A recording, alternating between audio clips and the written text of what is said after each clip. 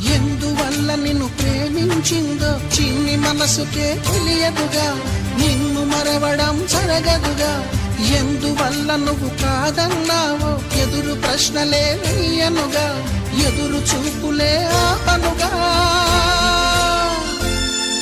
ఏనాటికో ఒకనాటికి నీ ప్రేమ సాధిస్తా. నిన్ను చూడాలని ఉన్నా, నిన్ను చూడాలని ఉన్నా,